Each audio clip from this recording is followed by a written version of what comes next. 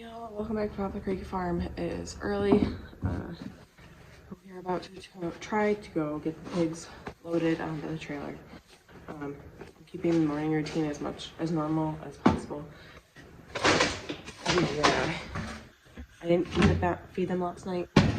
They should be extra hungry, which is to get them motivated to get in the trailer. And I also have bananas. I love bananas. So I'll feed the little boys like I normally do, because I always do that first, and keeping the routine as normal as possible. And then hope it all goes well.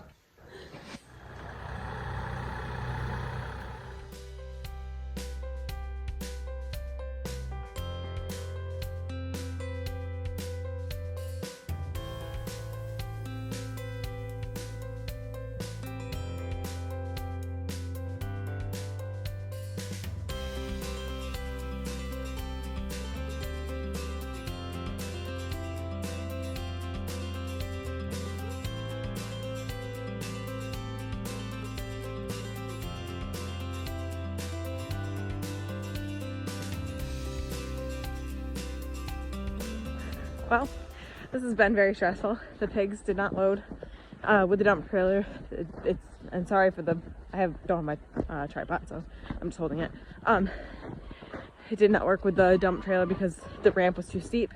So we're just going to grab our neighbor's livestock trailer or horse trailer. We could have borrowed it, but we really wanted to try to see if we could make our own work. And it doesn't. So we're gonna go get that. I have a feeling they're gonna load it in about 5 seconds. All right, so the first part of this video was from yesterday. I actually tried to do a follow-up at the end of the day, but it just, my speaker wouldn't work, or wasn't working right, so I deleted that. But yesterday was very stressful. It did not go nearly as planned, and I didn't get to video all of what happened. So like I said, we went and got our neighbor's horse trailer, which they're out of town right now, and we were actually taking care of their animals anyways. They take care of our animals when we're out and vice versa. So I just called them and said, hey, like, they're not loading. Can we use your horse trailer? Which they had told us many, many times, use it whenever, take it, it's fine. And so they were like, of course, go ahead. And of course the pigs loaded extremely fast, which I knew they would. It was a piece of cake. Honestly, it was just so easy. And I wish we had just done that in the first place, because it stressed, the initial part really stressed the pigs out. You could see that they just couldn't get onto the livestock trailer, or onto the dump trailer. First we had the ramp pretty steep and they were slipping. I had attempted to get, I had meant to get grip tape, and then I found this spray and I was like, oh, that'll probably be easier to spray it on. Well, it didn't help at all. It didn't make anything grippy. So they were slipping on it. We added extra, boards across to it. Still didn't work. We then, as you saw in the video, we put hay underneath it to kind of decrease the angle. And at that point, they were so stressed out, and they were so like, no, we're not doing this. They would get up at somewhat, and they also weren't really motivated anymore, because between being tired from trying, and we'd given them so many treats at that point, so much food, because to try to get them up the ramp, you kind of scatter a little food or give them little bits. They were like, yeah, no, we're not doing this. So if we had just done the horse trail in the first place, it probably would have been easier. But either way, I don't think it would have mattered for getting up our hill. We have a hill that I've talked about. Getting up when it's snowy, it's very difficult. It's a very frustrating process, slipping and sliding. We only have a 40 horsepower tractor, and we don't have chains for it. So between the two, the little bit smaller trailer or tractor and not having chains, we just couldn't get up the hill. My husband kept slipping and sliding, which then stresses me out to no end. I just don't want anything to happen to anybody. Tractors worry me quite a bit, especially smaller tractors like this. They're notorious for tipping. I've unfortunately not known personally, but known of people, friends or family of people I know that have lost their lives in tractor accidents, or gotten really injured, and it freaks me out. So I get really stressed out. My husband had kind of anticipated this happening, so he bought a winch, put that winch on the tractor. We had the truck at the top of the hill. We had hooked that too, And it was just a very slow process. It was very, very, very slow and very stressful. And it was just one of those things where it was just like, oh my gosh, overwhelming. I told my husband, I'm like, you probably want to like sell everything and tell me to never get animals again, and maybe even, you know, kick me out. He's like, no. He's like, this isn't fun, but we got it done. Thankfully, my parents showed up at the right time, and they were able to help, because I just got to a point of like, I'm stressed. I can't do this. And I wasn't even really doing the hard work. My husband was doing the hard stuff, but it just, like I said, it overwhelms me a bit. And so they got it done, got the trailer up. The pigs are in the driveway in the trailer, and we will bring them to the butcher on Sunday. It was very stressful for us and for the animals, unfortunately. I mean, by the time the pigs got onto the other trailer, they were fine. We gave them some more treats, and they were totally fine, and they've settled right in, and they're happy as can be eating, and like there's no issue. But just the initial part was stressful, and I don't think we will try the dump trailer ever again. That was not worth it. But also, we will not be raising pigs to go to the butcher this time of year. So I've talked about when we're going to farrow our pigs, which would be probably based off their birthdays. November and May is when we'll hope for farrowing, right? Obviously, there's always potential for changes based off of if a heat cycle doesn't take or whatever. But the November one is perfect because the pigs would go to the butcher like August, September, perfect time frame.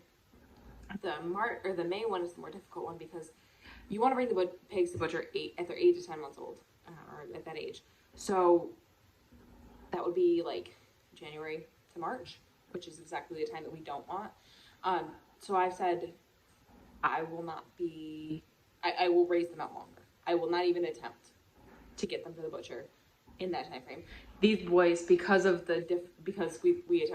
we were going to attempt to load them in February, and we couldn't get the trailer back there, and then we also didn't have a butcher date, but that was a whole other issue. I thought I had a butcher date, we didn't. These boys are 11 months old, and they're fine. They're really good body. I mean, they're beautiful. They look just wonderful. So I'm not worried at all about doing it, raising them to 12 months old, 11 months old, somewhere around there, so that we can bring them to the butcher at a time frame that like makes sense and works weather-wise.